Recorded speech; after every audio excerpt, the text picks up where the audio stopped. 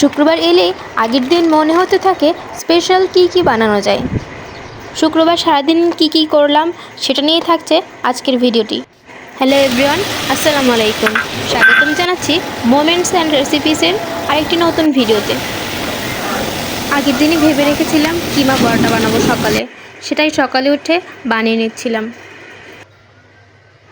আমি অবশ্য এর আগে কোনো দিন কিমা পরোটা বানাইনি, এটাই ছিল আমার প্রথম কিমা পরোটা বানানো। খেতে খুব মজাই হয়েছিল। এখানে আমি ভেতরে পুর দিয়ে কিমা পরোটা আলতো করে বেলে নিচ্ছিলাম, কারণ এই কিমা পরোটা বেশি জোরে বেলা যাবে না, এতে পুরটা বাহিরে বেরিয়ে আসতে পারে। আমার পরোটার শেপ খুব একটা গোল হয় না, কিন্তু খেতে বেশ ভালোই মজা হয়েছিল।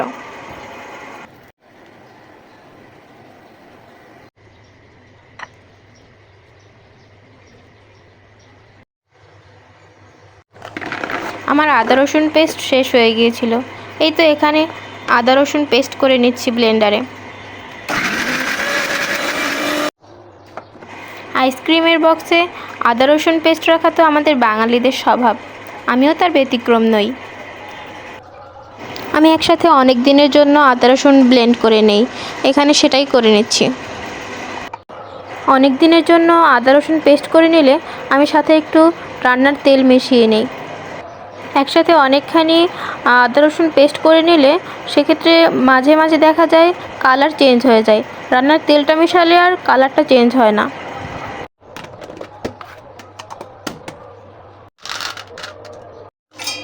এখানে আমি কিশমিশ আর কাঠবাদাম ব্লেন্ড করে নিচ্ছি। দুপুরে আজকে স্পেশাল রান্না করব বিরিয়ানিতে দেওয়ার জন্য। রান্না করতে আসলে সবচেয়ে কষ্টের কাজ হচ্ছে পেঁয়াজ কাটা। আমার কাছে পেঁয়াজ কাটা হয়ে গেলে মনে হয় অর্ধেক কাজটাই শেষ হয়ে গেল।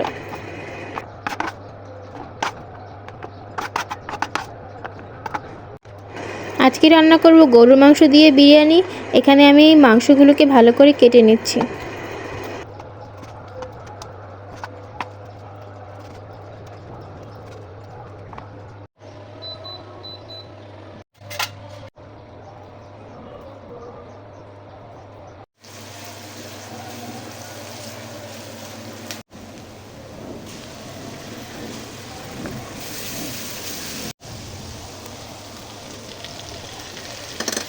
এখানে আমি বিরিয়ানি রান্নার ডিটেল রেসিপিটা আর দিলাম না।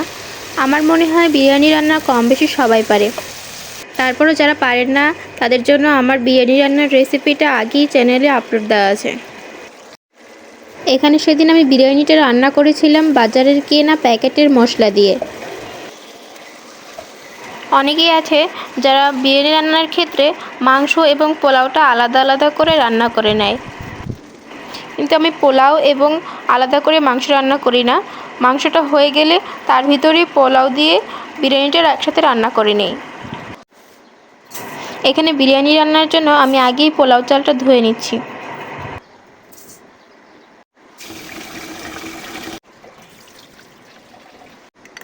আজকের বিরিয়ানি রান্নায় আমি কোনো টক দই ব্যবহার করছি না।